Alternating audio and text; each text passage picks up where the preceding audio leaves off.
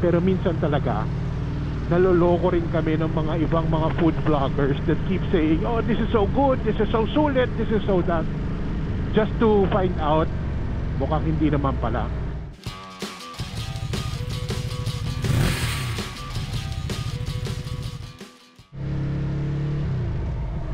Hi guys, happy Independence Day. Medyo, I guess you can see in the background, I'm here at the Manila Memorial. I'm visiting a good friend who passed away during the pandemic.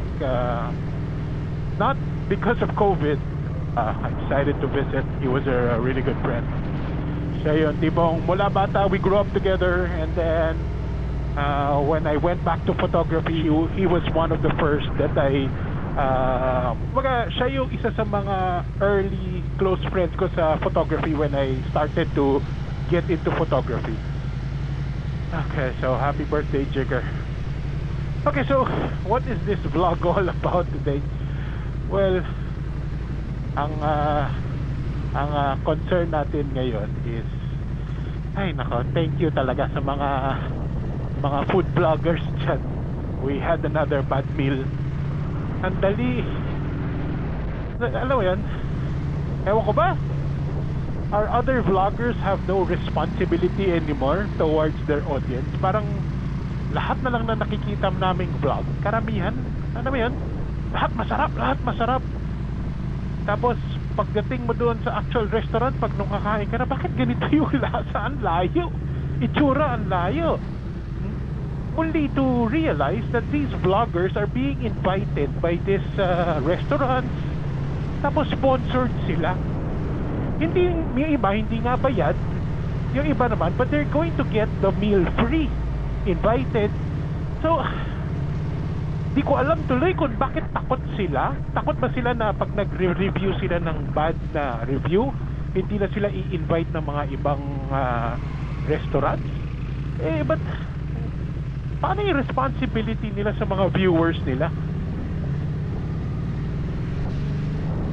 Ano ba sila? The responsibility are to the restaurants that give them free meal, not to the audience, their subscribers who made them that big. Diba dapat yun ang pinakaunang responsibility mo, hindi yung tipong tao na nagbibigay sa'yo ng meal? Remember, kung hindi ka sinuportahan ng mga viewers mo to get you that, to get that much followers, these restaurants are not going to be giving you this free meal.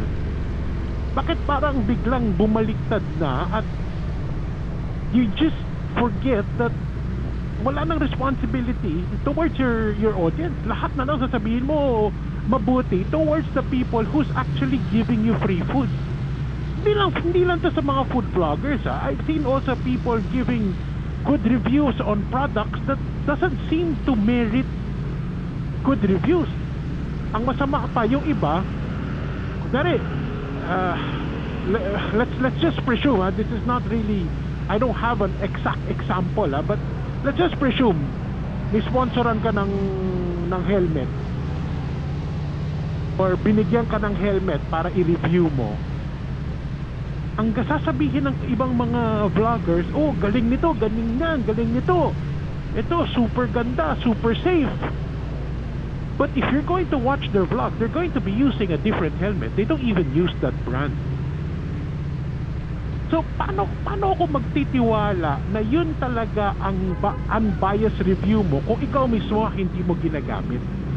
So, you're just doing it kasi nga, sponsored ka nung brand na yun, or kasi nabibigyan ka ng product. I know a lot of companies do pay for endorsers, pay for vloggers to attend their events. Then kaya yung mga iba, ayun, walang ginawa kung hindi puri, kahit na hindi na dapat puri pa rin. Ay, that's why if you're going to watch my reviews, meron nga nagtanong sa akin, Ken, ba't parang lahat ng kinakainan mo ang sasama? Sabi ko, I'm trying to always find the silver lining in every place that we go to. Pero minsan talaga, naloloko rin kami ng mga ibang mga food vloggers that keep saying, oh, this is so good, this is so sulit, this is so that, just to find out. Mukhang hindi naman pala. Tapos yung iba pa, kasi di ba ini-invite sila ng mga restaurant to eat there. Yung finifeed sa kanila na item are not the ones that are exactly being fed also to the customers. Kung nag-order ka kunwari spaghetti or hamburger, yung ibibigay nila doon sa vlogger, mas maganda, mas malaki, mas marami. Pero pag nag-actual order ka, na totoong order, iba yung dumadating sa real customer, the paying customer. Kaya talagang imposible hindi ka maloloko. Ilang beses ko na nakita yan eh. Order siya ng magandang milkshake, burger. Doon sa video nung vlogger ang ganda. Pero pagdating mo doon, yung whipped cream na mukhang punong-puno doon sa vlogger, doon sa isa parang isang pitik lang. Ganun lang. Ay nako. Guys, I hope naman na medyo konting a little bit of responsibility rin towards your audience. Yung nagpalaki sa iyo, sino naglagay sa iyo doon? No? Be honest. Kung hindi mo gusto, sabihin mo. Hindi yung tipong gagawan mo ng paraan, sabihin na masarap, yung pala hindi. Diba? Kaya nga iba dyan, makikita mo isang subo lang tapos wala na. Hindi na pinakita na naubos nila yung order. Eh yun kasi, hindi nga pala masarap. Okay guys, thank you for listening again to one of my rants. But once again, I guess everybody is entitled to their own independence. So happy Independence Day. Pero sa akin talaga, hindi ko kaya yung manloko ng people who are watching and supporting my video. I will be as much as possible as honest as possible. If the product is crap, I will let you know. If the food doesn't taste good, I will let you know. Nga lang, minsan natitira tayo tulad nung ginawa nating video tungkol sa Foresta Cafe. Di naman daw food ang pinupunta ng tao doon, yung ambience. Sabi ko, I'm sorry, when I go to a cafe or restaurant, the first thing I go for is the food, hindi yung ambience.